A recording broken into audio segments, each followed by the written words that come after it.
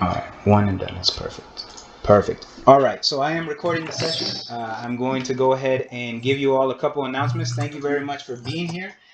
We have a very special guest with us. We have Dr. Gilo Kwesi Logan, who is going to be giving us a presentation about Afrocentricity. I'm sure you all have already seen the emails, the announcements that I went ahead and put out about the YouTube video that Dr. Logan gave us.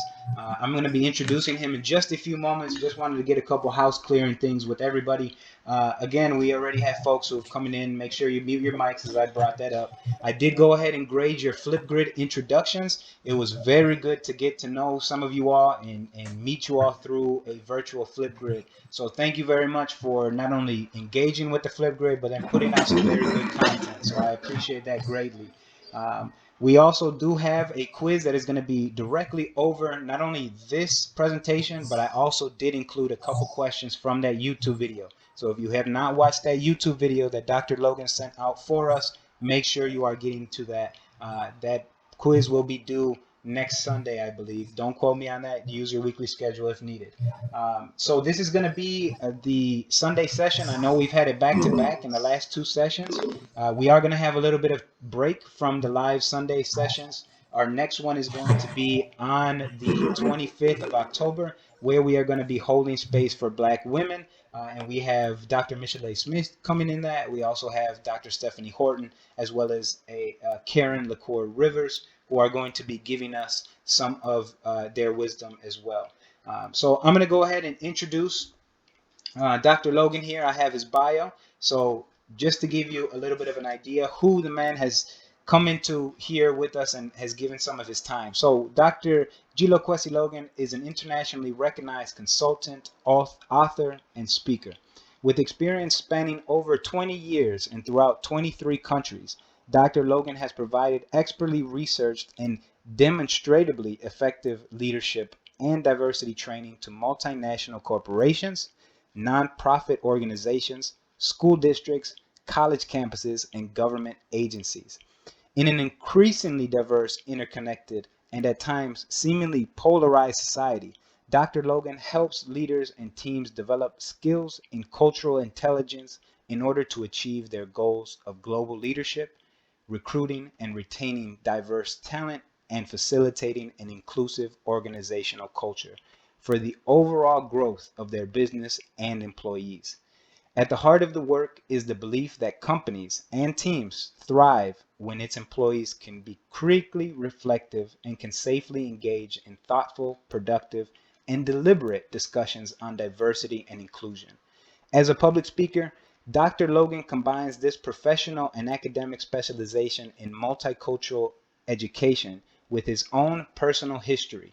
Growing up in Evanston, Illinois, he learned of social justice not from watching the news, but from watching his father serve as the first black police chief of Evanston and go on to serve as the bodyguard to Dr. Martin Luther King Jr. Clients include the MacArthur Foundation, Rotary International, McDonald's Corporation, Northwestern University, Evanston Skokie School District 65, Round Lake School District 116, C.G. Jung Center, Global Youth Leadership Institute, the Evanston Police Department, Lake County Government, and others. Dr. Logan's work and words have been featured in the Chicago Tribune, Cosmopolitan Magazine, Ebony Magazine, Kia Ora FM New Zealand, Radio Kledu Mali, the Fiji Sun, Fiji Islands, Chicago Sun-Times, Financial Survival Network, and others. Dr. Logan holds a bachelor's degree in business administration and marketing from Southern Illinois University, as well as a master's degree in elementary education and a doctorate in adult and continuing education, both from National Louis University. In addition to his consultancy and public speaking work, Dr. Logan serves as a professor of diversity and social justice at Northeastern Illinois in Chicago, Illinois. Further, he is a member of the Illinois Diversity Council, a National Diversity Council certified diversity professional, and a certified family life educator, as well as the founder of Soul Creations. Dr. Logan is the author of Logan Uhura, Model of Self to Self Ethnic Liberatory Transformation. He is also a recipient of the World of Poetry's Golden Poet Award for his poem When You Think. Dr. Logan is currently writing his next book, The Journey of Soul: Insights for Developing Identity, Facing Adversity, and Creating the Life You Deserve, coming the spring of 2021. In his spare time, Dr. Logan can be found listening to and making music, eating a bowl of vegan popcorn, working out, gardening, and spending time with his wife Maya and their 3 sons. Well, if you could help me give a virtual introduction and welcome to Dr. Logan.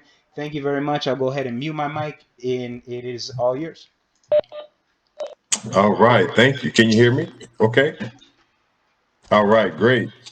Um, Let me apologize in advance. I didn't know you were going to read the whole bio, so I didn't mean to bore everybody with all with all those details. I would have given you a paragraph, but I apologize for that, you all. But Professor Lopez, thank you for this opportunity, and greetings, everyone. Happy Sunday evening. And I don't know the typical protocol for the class. I would love to see people's faces if at all possible.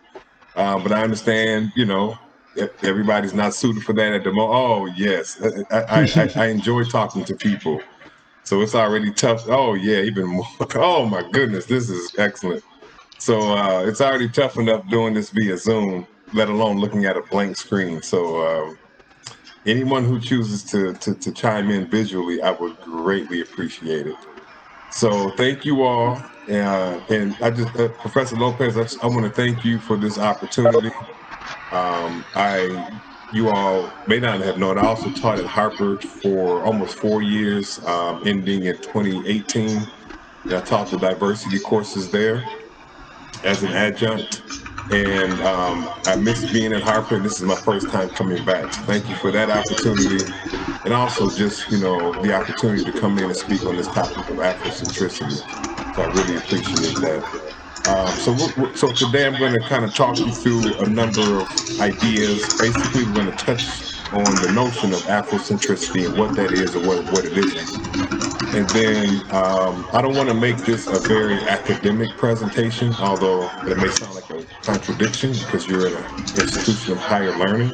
But I'd like to really bring the concept of Afrocentricity to life by highlighting it in terms of what's happening in the everyday world today, and also how I've utilized it in my own life. So to try to illustrate that. So it's not just a conceptual thing or something in a book, but it's a live and breathing thing, and hopefully that you all can see that through the presentation. So yeah, I'll take you all through this, and we'll have time for question and answer at the end. So if you all have questions, I taught at Harper College is what I had mentioned. I was responding to the chat. I taught at Harper College for about 4 years, but currently I'm in the Justice Studies Department at Northeastern Illinois University. To that question. So yeah, so we'll have time at the end for Q&A. So if you all have questions, if you can jot those down so that you don't forget them, you can type them in the chat box, and I'll be glad to entertain as many questions as I can at the end. Okay, so we all good to go? All right, excellent. So I'll just give you a brief, aside from the bio. So myself, I was born and raised in Evanston, Illinois. I'm a 5th generation Evanstonian. My father's side, we came here in approximately 1905 through escaping the lynchings in South Carolina. And on my mom's side, our family escaped on the Underground Railroad into Canada, and in approximately 1890 came from Canada, Windsor, Canada, into Evanston, Illinois. So since then, our family's resided here, and we've always been involved in, I would say, the struggle for liberation, for freedom around the country, but particularly here in Evanston, where I was born. So I grew up, went to school here. When I was in college, I was,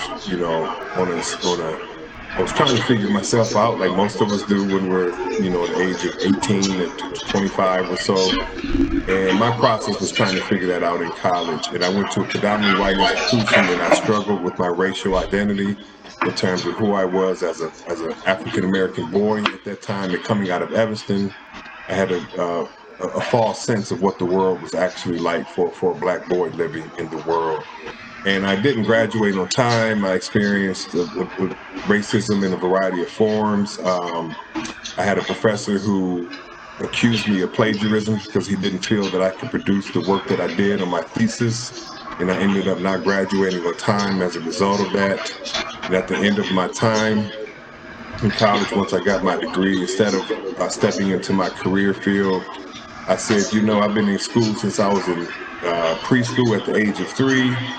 Here I was graduating at the age of about 23, so I've been in school for 20 years, and I didn't want to graduate on a Friday, start a career on a Monday, and then work till I'm 65, and then try to enjoy the rest of my life. So what I did is I packed a backpack to go traveling I was going to go for 2 to 3 weeks, and I ended up being gone for 16 months. 18 months, traveling 16 months alone throughout the South Pacific and Southeast Asia. And once I had never been west of the Mississippi River prior to that, but once I stepped out into the world, it was a whole new reality. I mean, totally. And that's how the 2 to 3 weeks went to 16 months. And essentially, I was immersing myself in the cultures of indigenous people, and I learned a lot about myself as a man, as an American, and as an African American man. And that's really informed and shaped the work that I do now, even as a leadership and diversity consultant. So I've come back, and then that's where my bio kind of fits in with what Professor Lopez was mentioning in terms of quite a bit of the work that I was doing. But I also say that to say the notion of Afrocentricity has always been, it's always, before I even heard of the concept or knew of it, it was always a personal thing, trying to figure myself out. So it was the quest for identity, is what I like to say. And Afrocentricity became a concept that I learned decades later. And once I learned that, I was able to look back at my life and say, wow, this is actually what was happening. And I had different concepts and terms to try to understand and articulate my lived experience. So having said that, I'm going to switch to some PowerPoint slides, and I might go back and forth in between. And just so you all know, there's portions that are strictly text. I have some portions that are strictly images. I have some images from my travels, and I just want to pre-warn you that I'm not meant to get through the whole slideshow presentation. I have a variety of slides in there depending on how things are flowing, and that will determine which slides I kind of emphasize and which ones I skip over. So there's a lot there, so I just wanted to mention that. So let me, excuse me, pull up my PowerPoint here.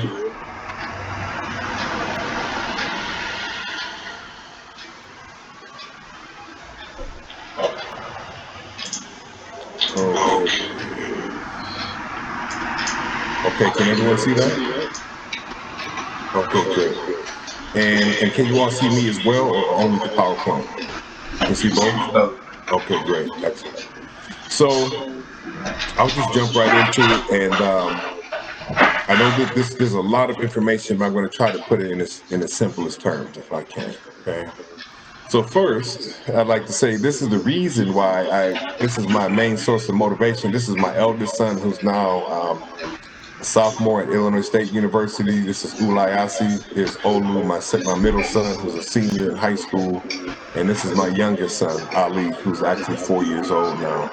And they're the source of my motivation of a lot of the work that I do, and my quest for racial identity, I think, is reflected in their identity in terms of how I've tried to raise them as young Black boys living in the world.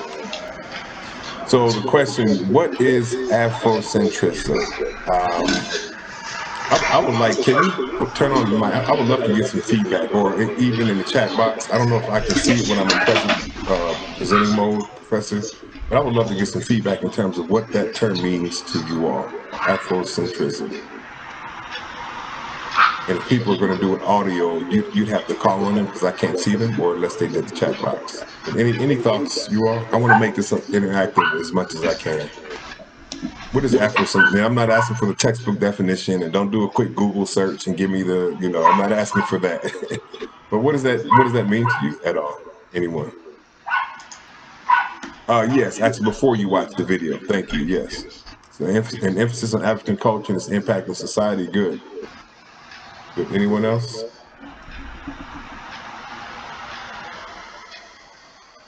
Give you a moment in case you're typing that out.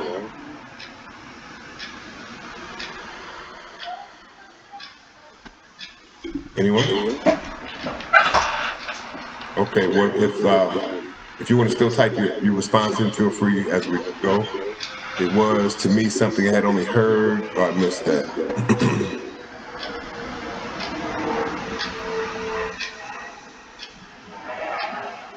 Black culture. Okay. So far what I'm seeing is accurate. It's on point. So the notion of Afrocentrism. Now let me ask you all, what's the difference between and let me do this real quick. Identifying with one's African values. Okay, I'm going to step out of the presentation mode real quick and just kind of pose some of these questions. And I would love, even if you want to turn on your mic, or now I can at least see the chat box. But my question is, so this the notion of being Black versus African American or American. What term do you all understand to call Black people in America? Is it Black? Is it African American? I don't know if we have any Black people in the group here. I can't see everyone, but just you all's thoughts.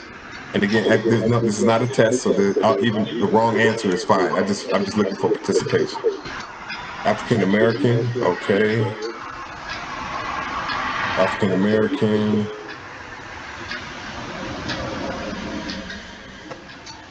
Anyone else? Okay, one said Black. So for the most part, Black. Okay, so for the most part, I'm seeing African American. Unless my friend from Norway called her Black, but she's not American. Okay, I'm African American.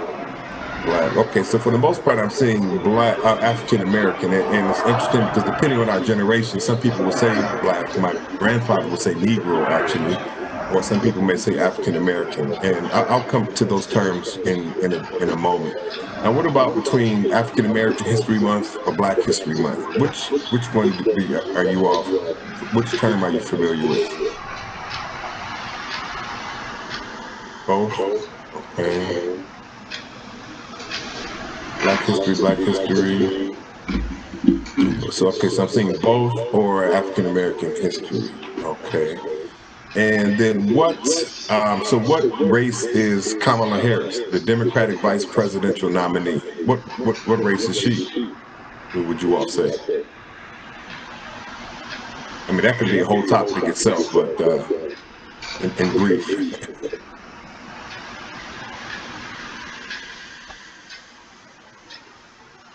She appears to be mixed with question mark. Okay, Black Indian. Okay, Jamaican and Indian. Okay, I see a couple people scratching their heads. What if I said what race is she? What would your response be to that specifically? What her race is?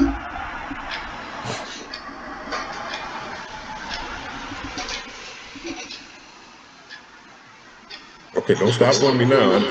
We got a little flow here. Let's keep this flowing. I don't know. Okay, which is totally fine. Mixed ethnic. Okay. And there's no penalty. There's no wrong answers here. Just people's thoughts.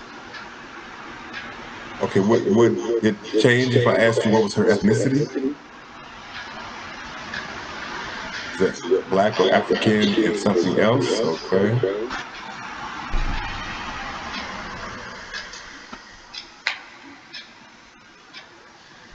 Okay, then my last question before I'll stop drilling you off for the moment. This will be okay. Black African, not really sure that this is nationality or close to race. Okay, and I'm going to clarify these things as well.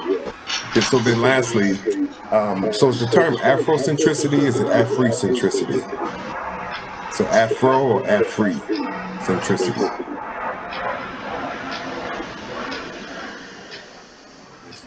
Race, Black, okay. Afrocentricity. Afro, okay. Afro with the hyphen, all right. So people did their homework, so people watched the video. Okay, good. So I'm going to jump back into the presentation mode, and just so you all know, I can't necessarily see all of your chat responses, but okay, so let me just touch on these really briefly. So to clarify some of the questions slash comments that I saw, so when we talk about race, that's one's so-called phenotype, or how one looks, or because race is actually it's a social construct, and it's a biological myth. There is no biological basis for the notion of race as we understand it today. That is a biological myth. It is a social construct. So as different as we look and as we are, but yet biologically there's no biological gene for being black or Polish, or it just doesn't exist. We literally are one race of people, but in the human experience there's a social construct of race that came about with the event of colonialism, so approximately 500 years ago, as we see race today. But race in America is different than it is in Mexico, which is different than it is in Nigeria, which is different in China. So it's all relative. There's a relative context. So in America, yes, many will refer to themselves as Black American or African American. It's not my job to say what to call them. Like people who identify by those identities choose for themselves. But if we say Black, we're talking about the race of an individual. If we say African American, we're speaking to the ethnicity, okay, which is separate from nationality. So I can be American, I am American by nationality. Ethnically speaking, I'm African American, so I was raised in the African American culture.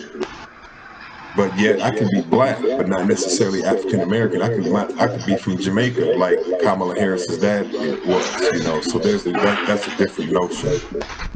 Then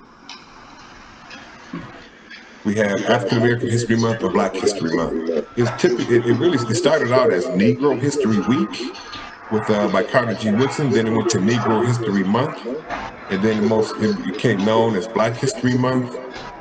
It went to African American History Month, and it's kind of gone back to Black History Month. And personally, I think Black History Month is the most accurate term to use, because African American History Month is limited to the experiences of African Americans, whereas Black History Month denotes the experiences not just of Blacks in America, but throughout the African diaspora. So that could be the Caribbean, South America, throughout Africa, and Asia as well. So Kamala Harris. So by nationality, she's American, okay? Ethnically speaking, she would be African American because she was born here. Granted, she lived in Canada for a short while, but she was born here. She was raised here. She's perceived to be a Black American, so she's treated in a certain way that cultivates a particular identity from a racial standpoint. Now, ethnically speaking, that's a different thing, because her mom descends from India and her dad descends from Jamaica. So ethnically speaking, that's a different cultural aspect. So you can be of one race, but of many different cultures. In Latin America, not all people from Latin America they come from different cultures. It's not one culture. It's the same thing in Africa. It's the same thing between a Haitian American or a Jamaican American or an African American. So they may be the same race, but they can be of different cultures. And then I just spoke on the difference between race and ethnicity in very brief terms. And then Afro or Afri. The most common term is Afrocentricity, or to be Afrocentric, which is a term that comes out of the 70s, the post-civil rights movement, Black Power movement. But personally, I think the term Africentric or Africentrism is more accurate because it denotes a land, it connects to a land, the land of Africa. So if we say Eurocentric, Europe, we're referring to a land mass. Or if we say Polish American, or that denotes a country. But if we say Afro American or Afrocentrism, I could wear Afro, but there is no place there is no Afro. Whereas Afri, as in Africa, then it connects a people to a land. And I think that's very important in terms of identity. So typically I use the term Africentrism, but I use them interchangeably. I don't think one is necessarily right or the other one is wrong. Okay. Now, if we were in a class at this point, I would be taking some questions, but given that we're on video conference, I'll just keep rolling and I'll take your questions at the end. So Africentricity, so the concept itself, as again, the actual word came about in the 70s, but the emphasis on an Afrocentric notion is not anything new. You may find these authors of interest. J.A. Rogers, this was a man over 100 years ago that was doing research to show Black people in Asia and in Europe and how ancient Black history he was touching on. J.A. Rogers, W.E.B. Du Bois or Du Bois, he's one of the founders of the NAACP. He was the first African American to get his PhD from Harvard. He's done many things. He's a sociologist, a philosopher, an author, an activist. But these are people who've been writing from like an Afrocentric standpoint for over a century.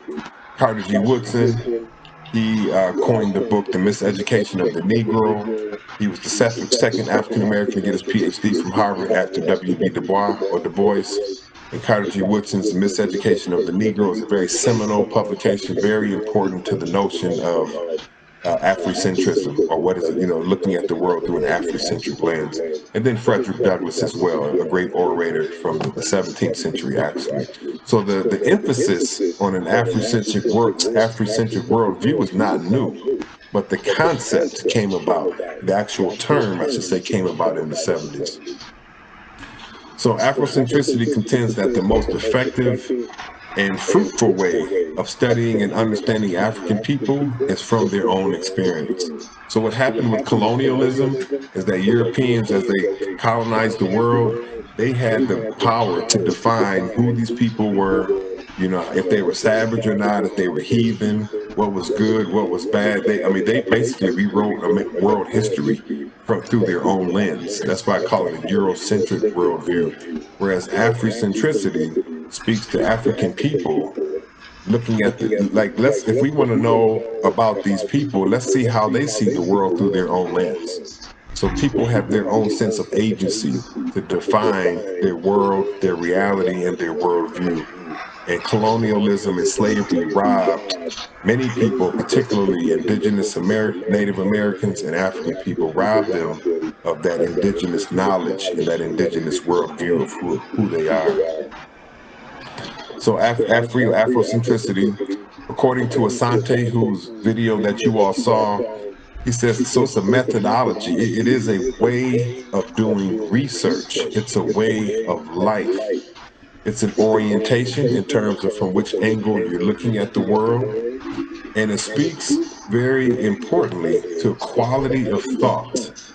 So it's not just thought, but the quality of thought and practice that's rooted in the cultural image and the human interest of African people. That's it. And I'm going to break that down just a little bit here. So he says a culturally rooted approach, and that's to understanding and engaging the world. So how do people of African descent, from their own standpoint, their own worldview, their own understanding, how do they engage with the world? What's important to them? What's their value system? Not just how we see things in the Western world. This is just one way of being, one way of existing, and one way of seeing the world. Then he talks about this cultural image of African people, rooted in views and values of African people. African people tend to be communal in value. There's a value of communalism. There's a value of respect to the environment. There's a value of living for the greater good and not just the individual good. So there's a culture, that's part of the cultural image that he's referring to. Oh, I'm sorry. And then the human interest of African people. Let me read his quote. He says it's rooted in the highest of African views and values. So not just African views and values, but the highest and just claims of life in society that we share with other people. So now it speaks to the commonality that African people share with other people of the world. And that represents the best of what it means to be African and human in its fullest sense. So Afrocentricity is a methodology for African people realizing their full humanity. I mean, that's just another way of putting it. So Afrocentric education, this speaks to the video that you all saw. So I'm going to put this up here, and then I'm going to come out of the presentation mode. I'd like to have some interaction. So the question, one of the questions is, what was a BAM? Like, what was, when I say a BAM, kind of like BAM, or like aha, like wow, I didn't realize that. That's what that's what I call a BAM. So what was one of your BAM moments, or what was one of your aha, like aha, like that's what I knew it. Like it's a point of validation. Like yeah, I knew, fill in the blank. So a BAM is an insight, aha is validation. But then he also says that African people were dislocated and decentered. And I'm just curious, like, what does that mean? How do you all interpret that? And again, I'm not asking for the right or wrong per se of exactly what he said, but when he says people were dislocated, African people were dislocated or decentered, what does that mean to you? Like, how do you understand that? And what's the impact of that? What are the implications of that? And then lastly, if you have any questions about anything that he talked about in that video, I'll be glad to respond to those questions now. So I'm going to come out of this, or out of the presentation mode, and I'm going to ask if you can type in the chat box, or if you want to, we can turn your mic on. You can ask your question or pose your response. But I'd just like to get a few people to respond on what was your BAM, your aha, and this notion of being decentered or dislocated. Like, what was your understanding of that, or your interpretation of that? Okay.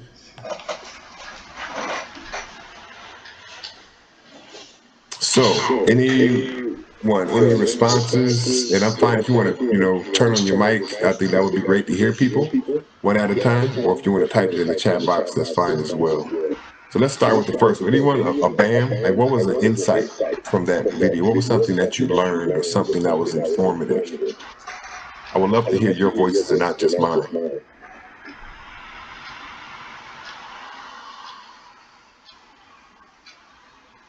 So one BAM, no debriefing after the Civil War of the dislocation Black people had or were experiencing.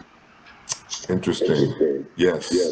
No debriefing, right. There was no debriefing of the trauma, of the traumatic experience, and any debriefing was done by typically European powers to analyze and say, here's what slavery was, and here's what who Africa was, here's who African people are, here's who Black people are, as opposed to analyzing that in the terms of from an Afrocentric standpoint. That was a great point there. Someone else, another BAM, insight,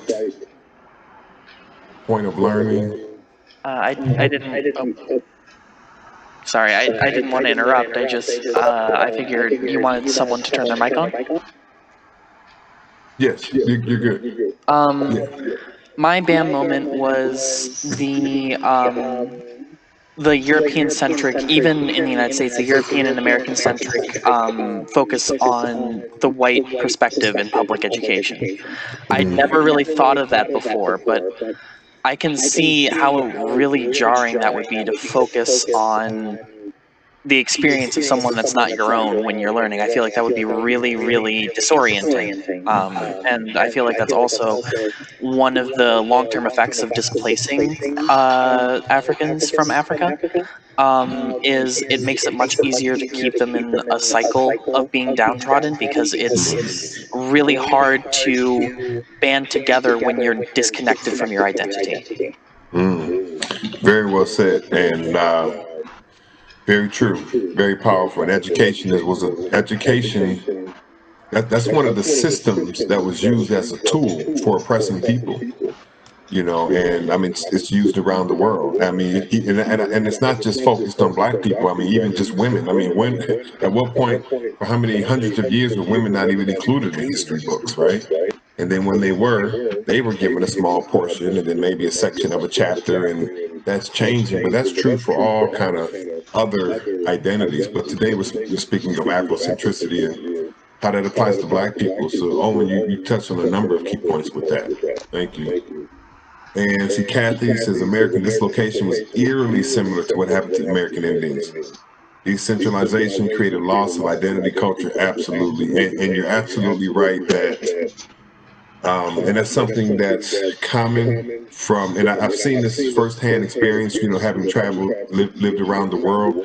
The similar, I would say, tactics that were used to colonize and to oppress people, they were utilized all over the planet. It wasn't exclusive to just Native Americans or just Black people or just, and I mean, they were used in different ways in different places around the world, had different impact and different effect, but those tools were largely used. And part of what some people call the holy trinity of colonialism was the gun, the Bible, and the bottle that was used to colonize and to enslave people. The gun, the Bible, and the bottle. So yes, and then Jennifer, what level of collective trauma it must have been to be dislocated from a homeland and then again on new land? Yeah, absolutely. Absolutely. Wow, very good. Anyone, so how about an aha? Was there something that Asante said that was a point of validation? Like maybe you thought so, or you weren't sure, and he said it, and you're like, right, he kind of validated a thought that you had, or an opinion, anyone?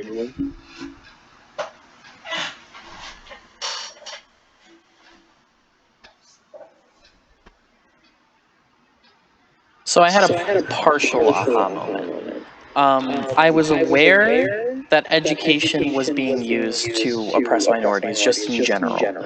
I wasn't sure how it was just besides omission. Right, I knew that there was omission going on because I am very much identifying with the queer community. I'm vice president this year of the Pride Club at Harper College, and like, for example, just health classes. I didn't know the names for half of this stuff. I didn't know that being gay was an option until I was like halfway through high school. And that's up here where we're relatively progressive with our education as opposed to the rest of the United States.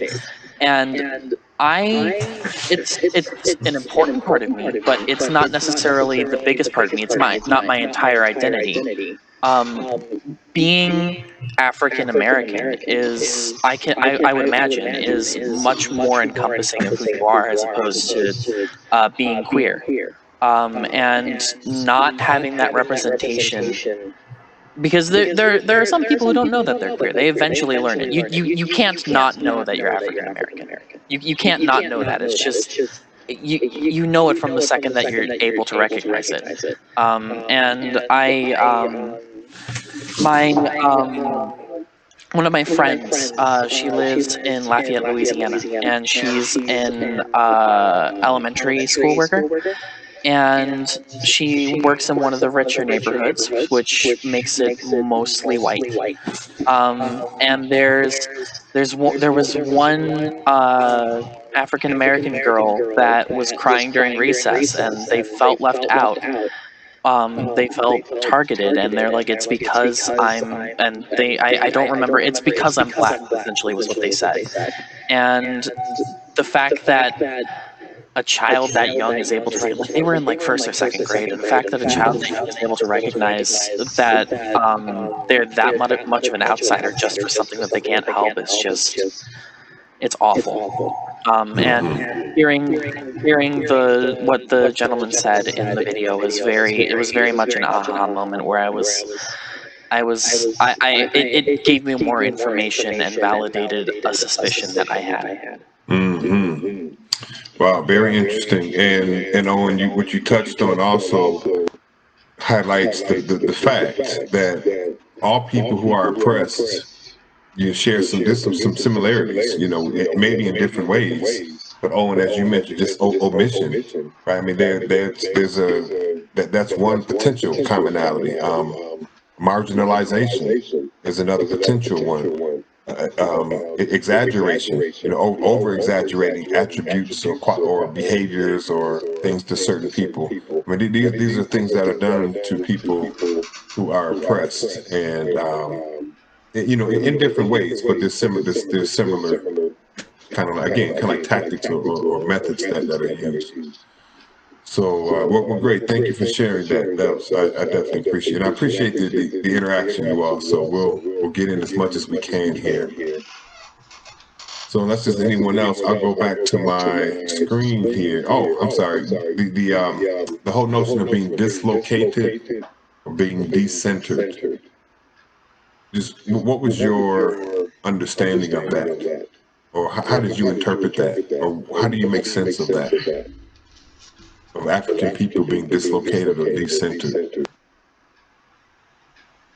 I would love to call on some people like Brittany or Jennifer or John, Maria. I can't reach you all there, but I can call the Angel, Jeff, Casey, Joseph. Is it Jaylene? Anyone?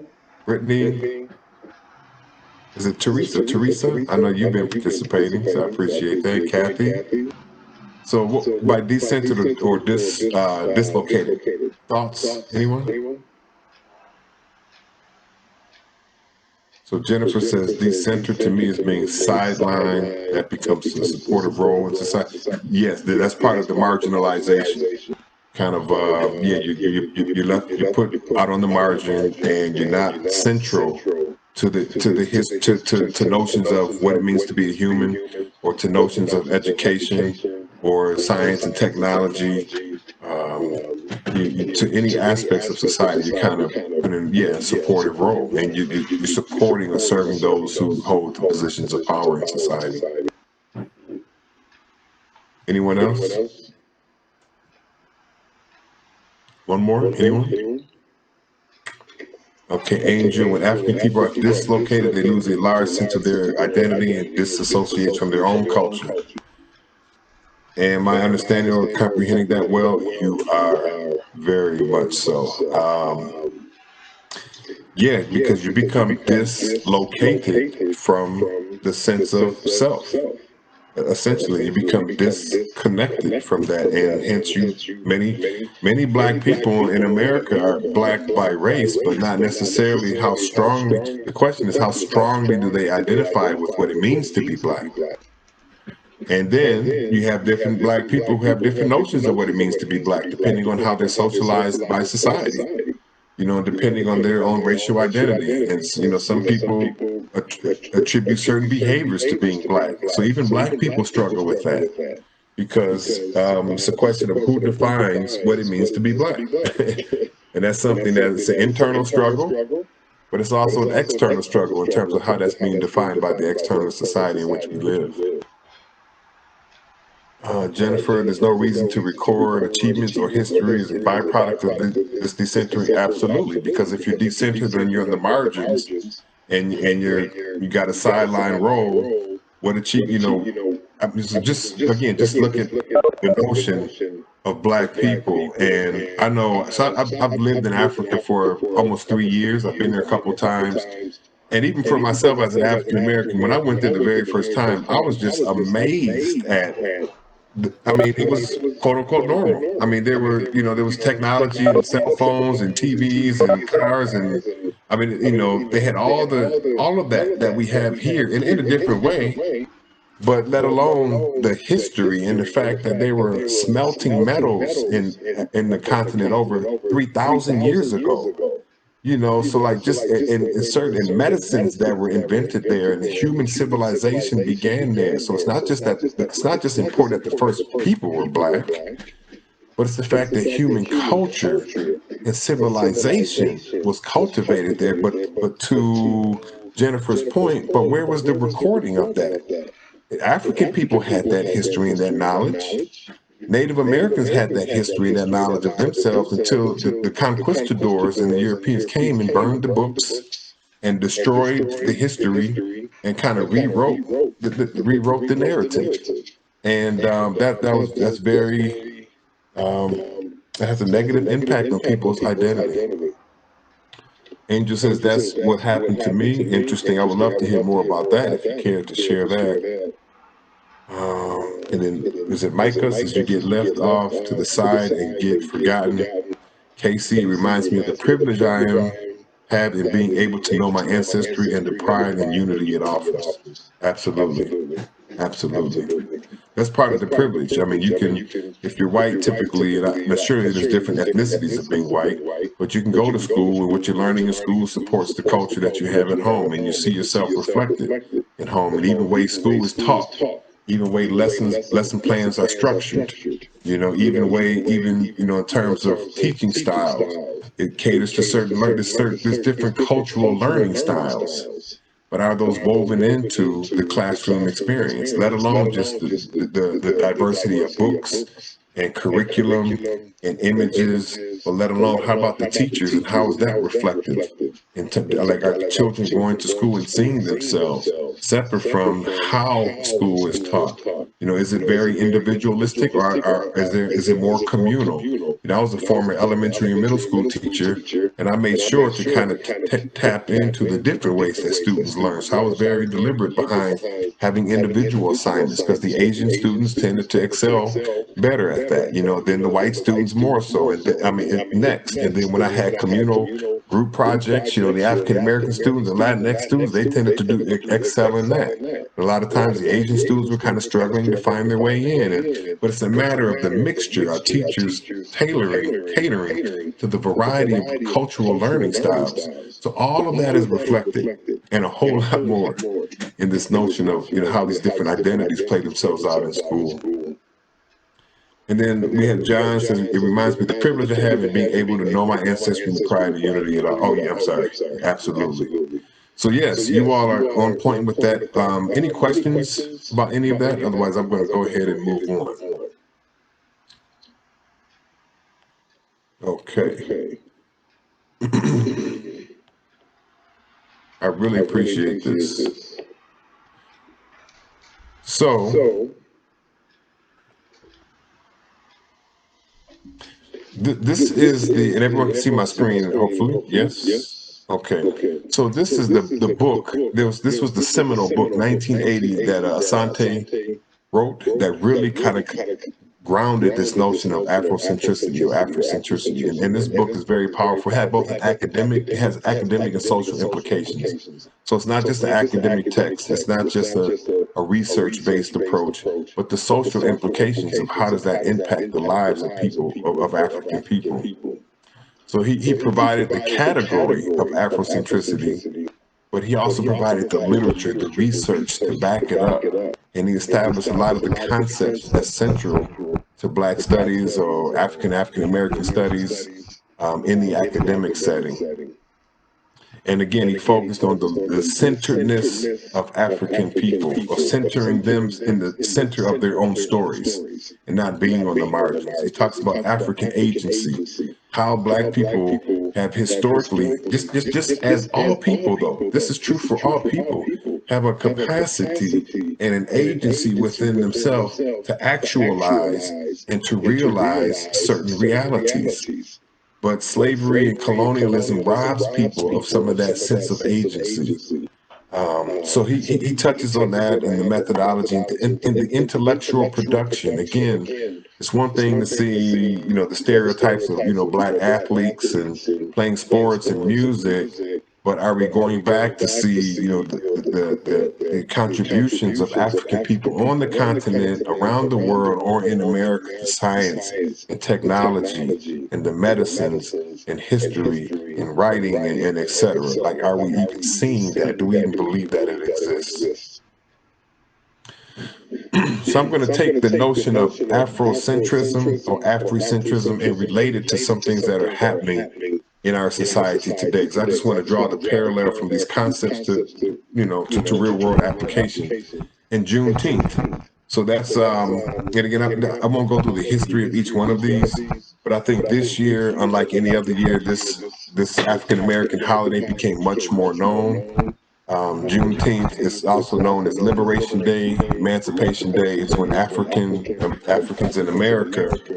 So in 1863, slavery, quote unquote, ended, but it on paper, but not in total practicality. It wasn't until 1885, 2.5 years later, actually, that word finally. I mean, there were troops that were sent into Texas and to enforce, the liberation of African people and so on and so forth. But June 19th 1885 is the notion of where Juneteenth came from. So it's really it's a freedom day, because if you think about it, 1776 on 4th of July, this country was so-called celebrating its independence, but yet African people and Native Americans weren't considered to be human, let alone fully human, let alone to be free. So they were enslaved and imprisoned, but yet the country's fighting and claiming its independence. So there's a contradiction there.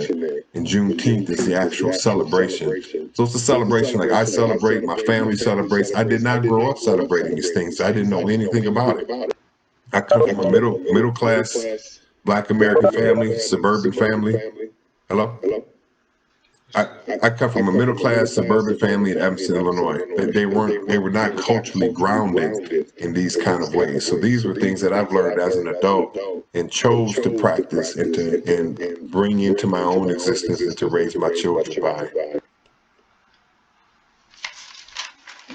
Then there's Kwanzaa, another celebration. It's a non-religious, it's a non-heroic, non-military celebration of culture.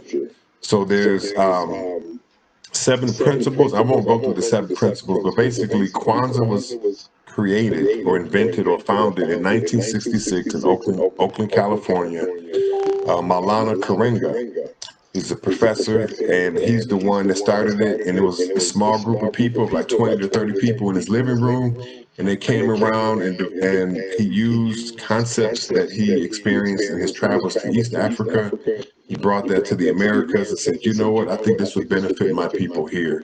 And there were 7 principles of Kwanzaa, and there's different rituals, there's different items, there's different ways to celebrate this notion of Kwanzaa. But more than a holiday or a celebration, these are actual principles that what Maulana Karenga is saying, that if Black people exercise these principles, this would be key to their liberation. And if we had more time, I would quiz you all on if you knew what the 7 principles are, or if you knew the English version of the Swahili, but I'm just going to pull this up real quick. And all this is online, so don't feel like you have to take notes of any of this. But there's Umoja, Kujichagulia, Ujima, Ujama, Nia, Kaumba, and Imani.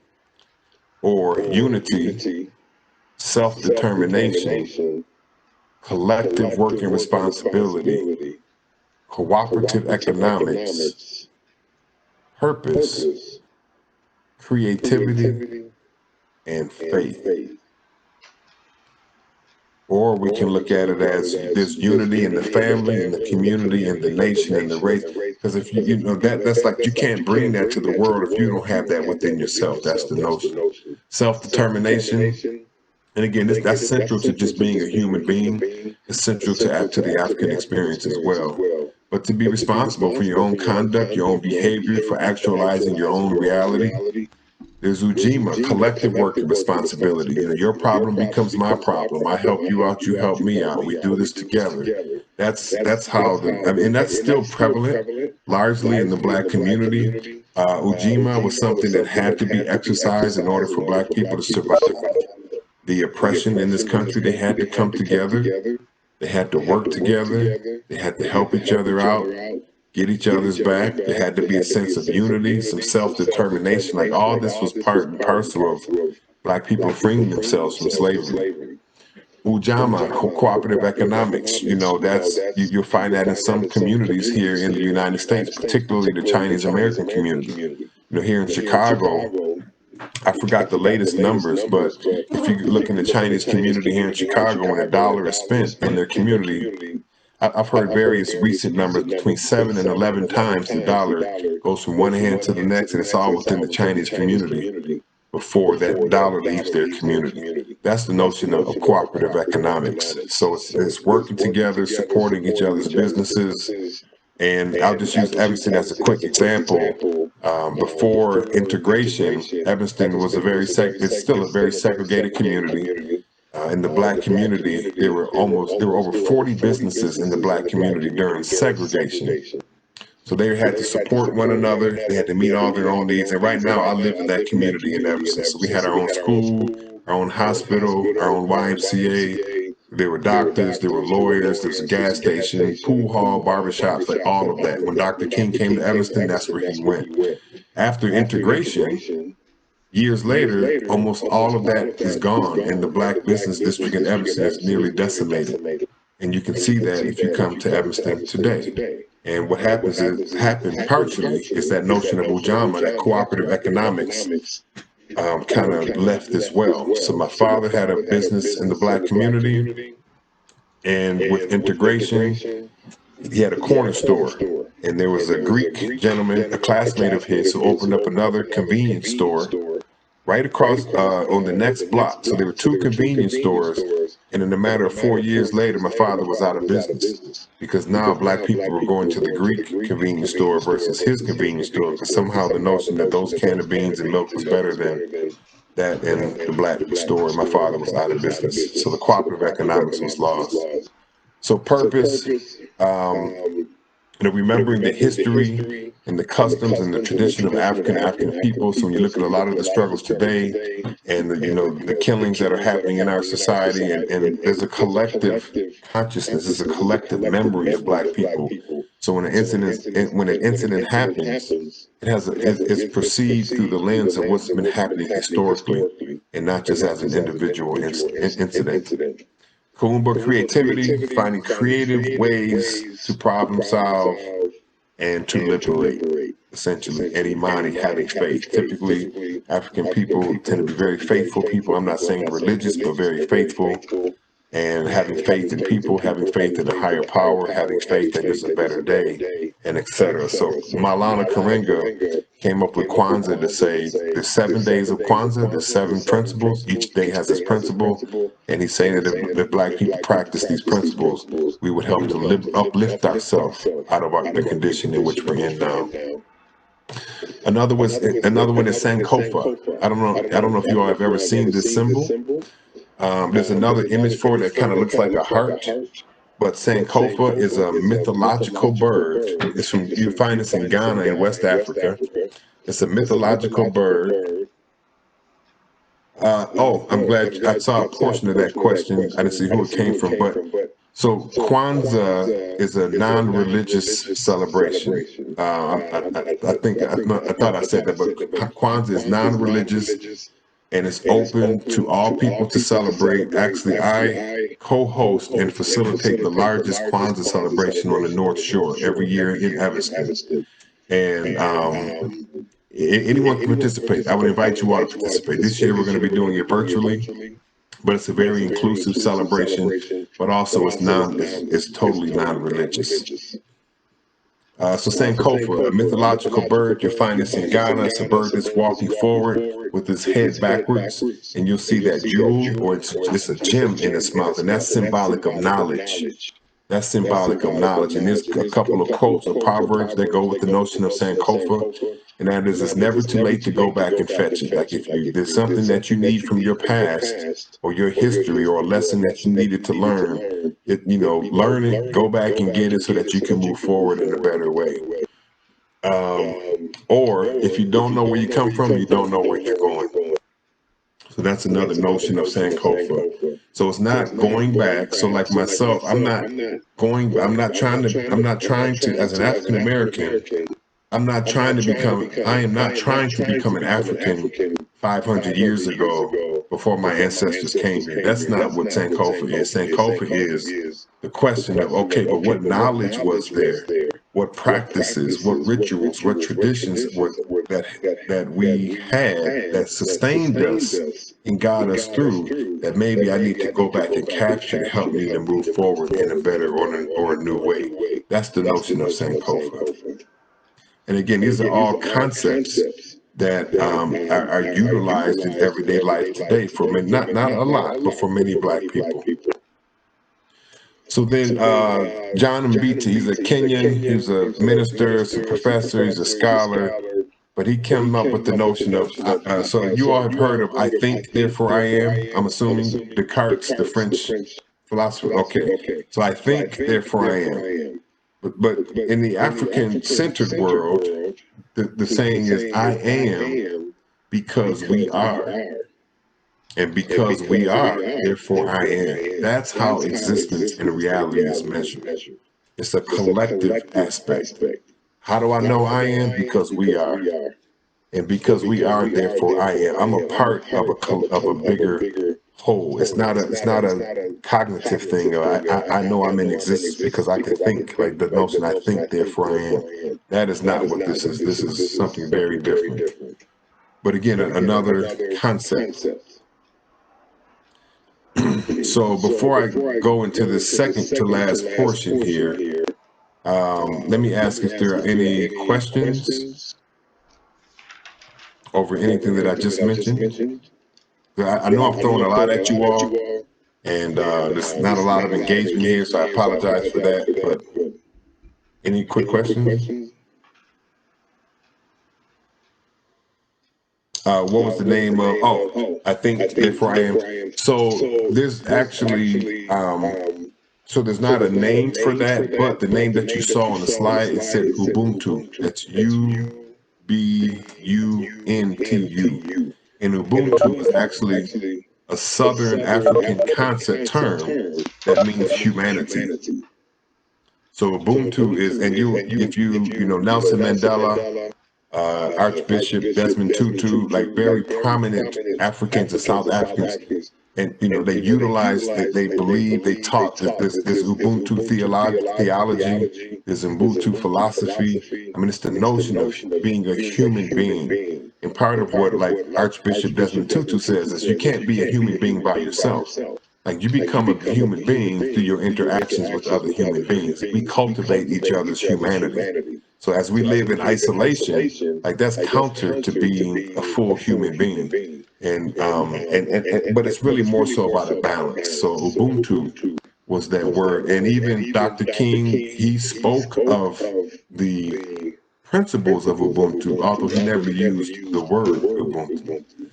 Barack Obama as well. You can really hear. So it's kind of like it's just something that's ingrained in our cultural ideology without even necessarily knowing the concept of the word of Ubuntu. But if you look it up, there's some great videos on that, very prominent people explaining it, the notion of Ubuntu. Okay. Dr. Logan, can I ask you to clarify one of the terms that you use, because it's one of the things that we're going to be doing in other lectures when I start talking about agency. Can you give me or give us a little bit of a definition of what you would say agency is, or what agency looks like, especially when we're talking about things like self-determination, just to get everybody on that same level. Absolutely. Yeah, thank you for that. So agency, essentially that capacity, right, that one has, that one knows one has in order to actualize and realize and to bring into fruition, realities, I would say. So having a sense of agency is that power and that authority. Right. And let me just explain those two words really quickly. So when I say power and authority, so let's say you all have the latest sports car, whatever that is, right? And you're at a red light, and that car goes 130 miles per hour, right? But at the red light, you don't have the authority to go 1 mile per hour. You've got the power, but you don't have the authority.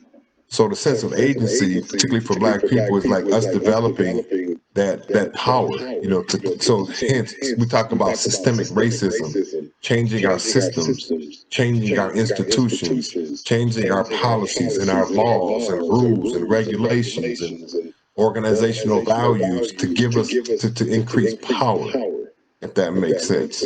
I'm sorry, to increase authority. So let's take that same scenario. You're at at the same corner, the same intersection, right? So previously you had a red light, but you can go 130 miles per hour. So you don't have the authority, but you have the power, right? At the same time, let's say you're at the same intersection and you ran out of gas. Now, and it's a green light. So you got the authority, but you don't have no power. So so agency is having that power and that authority. It's having that capacity but also being able to actually tap into that and actualize it. Does that help? I mean, that's a brief response in the interest of time. Does that help? Definitely does. Yeah. Thank you very much for putting it Oh, into it because we'll be getting into agency, especially when we're talking about things like maroon societies. When we start oh, talking wow. about yeah, when we start because I mean we don't have to get too much, but when you're talking about it, this is taking me back. I wouldn't be like I told the students, I wouldn't be where I am right now without Afrocentricity because talking about being displaced. We got Cesar Chavez in a little box, and that was it. So I Mm. understand where you're coming with, but we can have conversations offline. But yes, I'll let you get back to it. I'll let you get back to it. I just wanted to say that. Yeah, no, that's great. Owen, is your hand up? Or is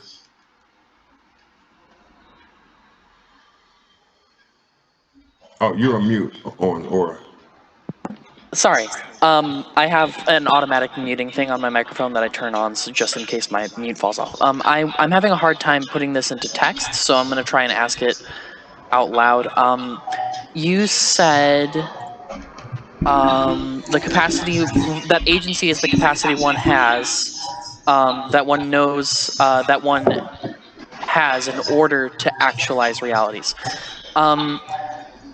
Actualizing, saying actualize and saying reality, I understand the basics of what those words are defined as, just like objectively, but they're used a lot. They're one of the, I don't want to say that you're using it as a buzzword right now, because you're not. You very clearly have a definition in mind. But they're used a lot as buzzwords, so their meanings are kind of foggy. Could you explain that further? yes, in terms of actualize and what was the other term? Actualize, specifically those words being used together, actualizing realities. Yeah. So actualizing realities, meaning we all have perceptions of the world. We all have our assumptions. We have our beliefs. And we live out those assumptions, right? And those beliefs, knowingly or unknowingly. So having the ability, whatever we think is right, or what we perceive to be true, to be able to live that out, to be able to realize that, and to be able to bring that into further existence in the world. Does that help or further? It does help. I'm worried though by, do you mean, so my perception of the world is that it is largely unfair to people of color.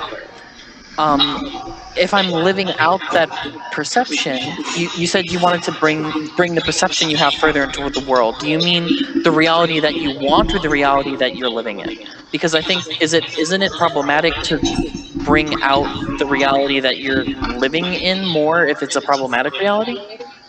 Well, it's speaking more to the reality, to the reality that you want, but a reality of goodness. Because if you go back to that original definition of Afrocentricity, it talks about the greater good or the goodness for all.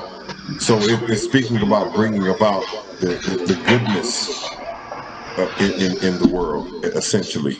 Okay, so bringing bringing out the reality of your, Your understanding of what's good and what's right.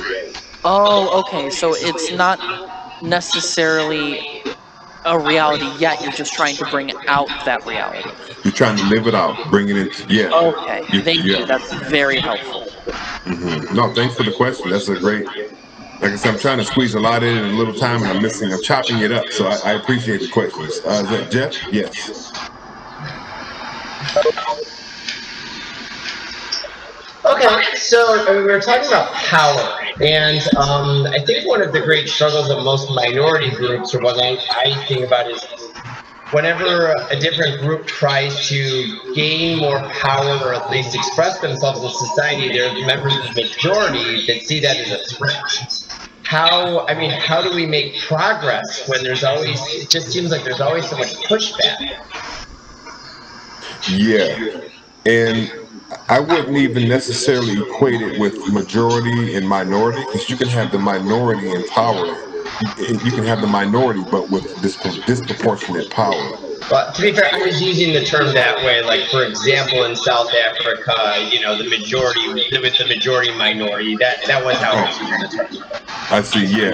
Well, yeah. I mean, I think first of all, that's a great question / point you bring up. I think that's part of the quandary of being a human being and us trying to figure exactly that out, because that does seem to be part of the nature of our existence. And I think, but taking that, okay, let me see if I can make sense of it. Taking that from a Eurocentric lens, we tend to live, we're taught to kind of live in a world where it's either or. And I think that's part of what we're seeing in our political context in this country right now.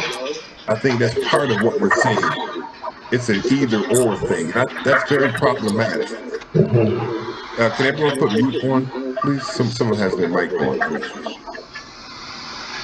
I think that's very problematic, because also then it's like either it's us or them. Either you're part of either you're right or I'm right, or you're wrong and I'm wrong, or you win and I lose. Like it's an either or is, I feel, very problematic, as opposed to in the African worldview, it's the notion of twinness. It's both and. So we can actually both be right in a situation. We can actually both be wrong.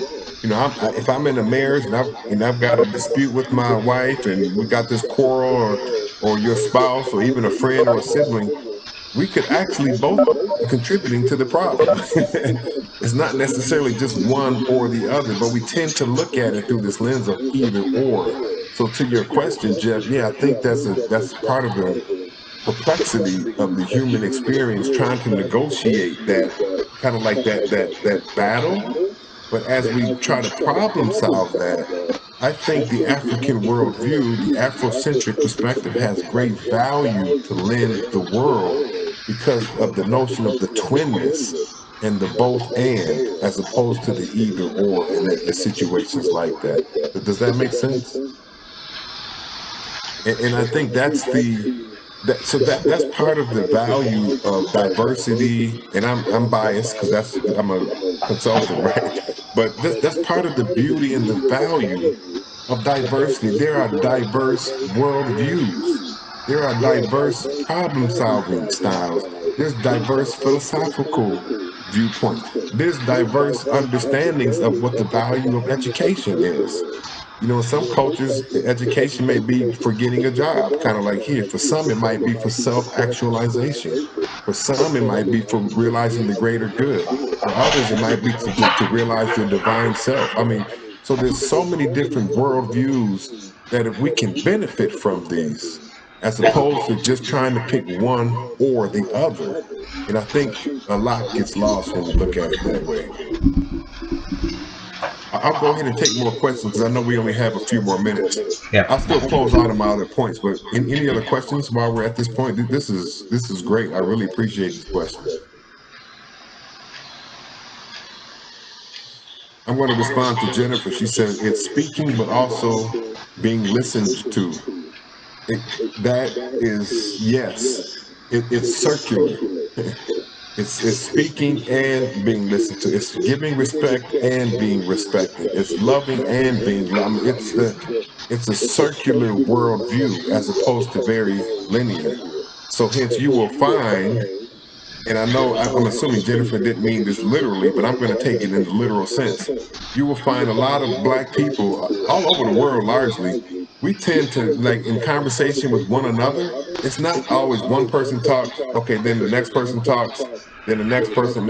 We kind of talk over each other, and we might have 2 or 3 conversations at the same time. It's like a polyrhythmic way of communication. It's just it's a different experience, but it's much more circular than what it is linear. Yeah, anyway, that was just a quick side thought. Any other questions?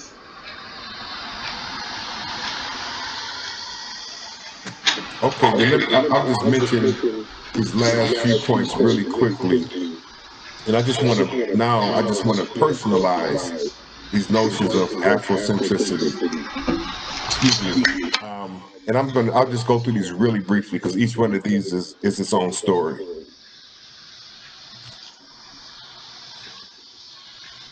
So As I mentioned, I traveled. I've spent 7 years living in 23 countries, but some of that is work related. Most of that was, or a lot of that was, as a young black boy trying to figure out what it means to be a black man in the world.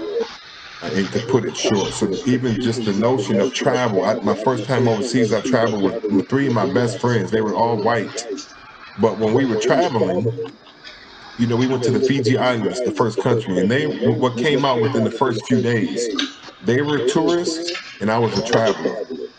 They were on a vacation, I was on a soul searching journey.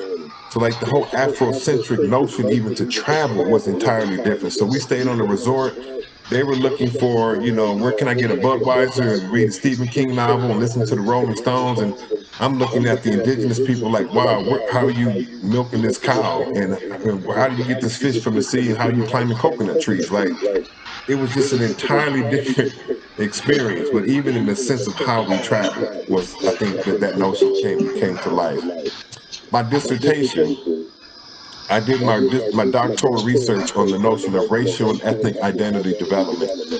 And that notion comes out of the field of Black psychology, because in the field of psychology, just psychology, period, it was very Eurocentric, and it spoke to European identities at the exclusion of other people. So it was in the late 1960s that this notion of Black identity development came about. And out of that came, now today, I'll just kind of move it forward, is Latinx identity development, Asian identity development, biracial identity development, Native American identity development, so on and so forth. But how people develop this white identity development, but how people develop a racial identity living in a racialized society. So even my doctoral research was influenced by this notion of Afrocentricity. The changing of my name, again, I won't go into the whole story of that, but my birth name is Gary Cornell Logan. And growing up, that's what I was called. When I was in third grade, I was nicknamed Gilo, G for Gary, Lo for Logan. Because in the Black community, everybody has a nickname, pretty much. Mine was Gilo. Fast forward years later, I'm living in New Zealand. I'm with some of the indigenous Maori people, and I had a couple very transformative experiences, and that's where I changed my name from Gilo as a nickname to Gilo as my legal name. I added an I to it. I took the hyphen out. So G for Gary, Lo for Logan. So instead of G-L-O, it was G-I-L-O. So G, which is my legal name.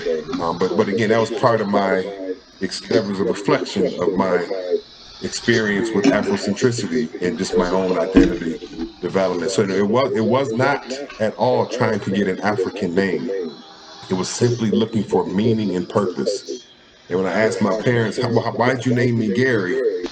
When they had no story for that, something was missing, and I was looking for my story. I was looking for my connectedness, and out of Gilo came a story, and I added an I to it to honor the indigenous people of the world who helped to cultivate an ethnic identity for myself. So that's where Gilo came from. Kwesi is my name. I was born on Sunday. So in the Western world, we tend to go under, our star sign. If you're Gemini, Leo, Sagittarius, Aquarian, based on what month you're born. In West Africa, it's what day you're born. So there's 7 days of the week, considered to be 7 principles of creation. It's a masculine. I'm sorry, 7 days of the week, 7 principles of creation. And depending on what day you're born, you embody that aspect of creation. So I was born on Sunday. I'm a child of the sun, supposed to be born to lead, and so on and so forth. So the changing of my name reflects this notion of Afrocentricity.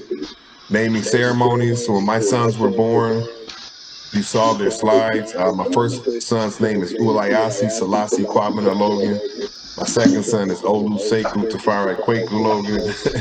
And my youngest one is Ali Salif Kwaku Cornell Logan. So, but for each one of them, we had a naming ceremony. We had a ceremony where we planted the placenta. When my sons came out of the hospital, no one knew their name because we didn't name our children when they were born, because we said, how can we name the child? We've never met the child. So we took the child home for a whole week, and then we had a naming ceremony where we revealed the name to our community and to the child. So even just that reflects kind of like this notion of Afrocentricity, if you will. So then there's death rights. You know, my mother passed away years ago. There's cultural ways that we kind of sent her off as well. My lifestyle became a vegan, and but that's part of just I see that as my connection to my culture. African people, you know, we're now dying from a lot of Western diseases here in America, whereas when we had a different diet, we had a different, I call it a living versus a diet. So it's just a whole different way in terms of how I eat. You know, I grew my hair out. I got dreadlocks that come down to my knees. I mean, that's a reflection of it. Even when I was married, divorced, I got remarried. When I got divorced, my wife and I, she was Haitian American. We didn't go to court to settle our thing. We sat down before our parents. So we had a council of elders to help us resolve our conflicts. And so I'm just saying that to say Afrocentricity is not just a concept or a term. It's it's a way of life. And I just wanted to try to give you a couple of examples of that. With those examples that I mentioned. So having said that, I'll stop there, and just to say, just to underscore that point, that Afrocentricity or Africentricity, it's a methodology, it's a concept, it's a term, it's all of that, but it really is a worldview, it's a way of life. And I would say all cultures, all ethnicities have their own version of their own worldview and their own culture, and they all have value. They're not all the same. Some work out better in other ways, but I think it speaks to the importance of recognizing our individual differences, learning from those, valuing those, and hence recognizing the full humanity that everyone has, and has to offer the rest of us. So with that, I think I have one more minute. Have any last quick question?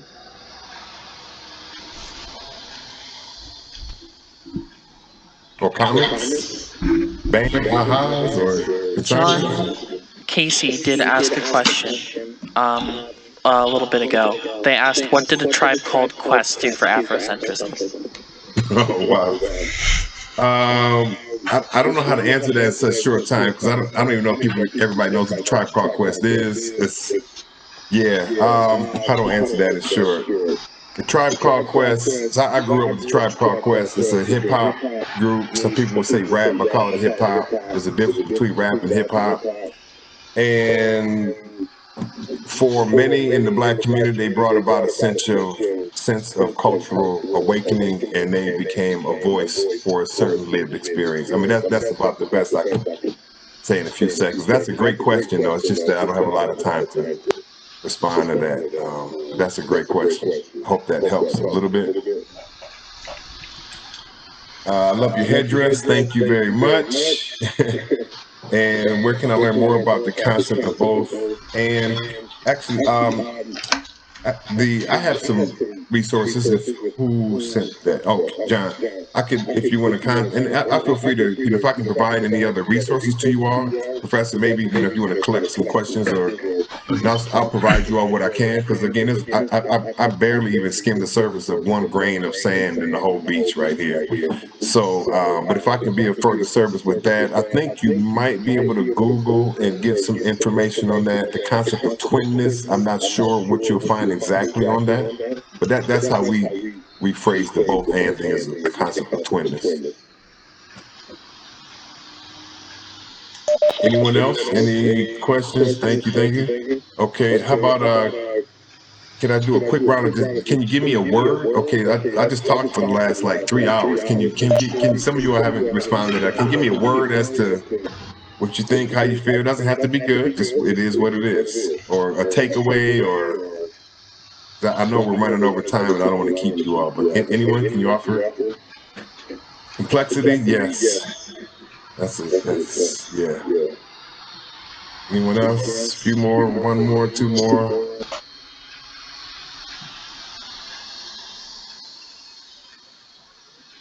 I want to learn about Ubuntu. Me too. I wholeheartedly believe it's a missing ingredient that we need in the world right here today. And again, there's a whole philosophy and theology. There's lots of literature and research. I mean, I agree with that. Thought provoking. Good. Thank you, Sankofa. Yes, I would say that's a concept that can apply to all people. Again, you don't have to be black to be able to go back into your own history, and maybe it's your own parents or grandparents, or maybe it's your great grandparents, or whatever that is that will help you move forward in the future in a more informed and better way. Eye-opening. I'm glad to hear that. I like that you focus on the creation of unity and loss of culture through the black community. Well, great. Thank you. Well, thank you all for your comments, your feedback, your input. Thank you for your participation. And Professor Lopez, again, I thank you. Afrocentricity was more relatable to me than I realized. I'm glad to hear that, because I wanted to balance kind of like the terminology with something to try to bring it to life. I didn't know how well I did that in such short time, but I appreciate that. And I just want to say to Professor Lopez that, so he reached out to me, it's been, I don't know, a couple of months ago now, right? I believe it was. We had a colleague, a mutual colleague, because I used to work at Harper, and to his credit, and I didn't ask your permission to say this, I hope it's okay, but he basically said, look, I am who I am, I've got my experience, I teach what I teach, but I'm not black. And I recognize my limitations on that, and I want to know if you'd be willing to come in and speak to that, and I'm paraphrasing it, of course, but I just wanted to highlight that because that's so important. We all have our boundaries. We all have our limitations. I have mine. And the fact that he recognized that was empowered this opportunity, So I just think it's important that we all, in discovering who we are, we recognize our strengths and all of that, but we also recognize where the limits are. And at that point, that's where we tap into one another and we learn from each other. So I really respect that and I appreciate that. Well, thank you very much, Dr. Logan. I appreciate that for the little shout out to it. It's something that I hope folks got. Like you said, a little grain of sand, but it was something that we are going to be using in going forward, especially when we start talking about some of these topics. So I'm really just this worked out perfectly to give a very good base, a foundation. So now we have a foundation. We're going to start building our house, and then we can start designing this whole house as we need to. So I appreciate it greatly for giving the foundation. I'm going to go ahead and stop the recording. But again, thank you very much. I'm not saying you have to go, but we are going to go ahead and stop this right here. And if you have time, I would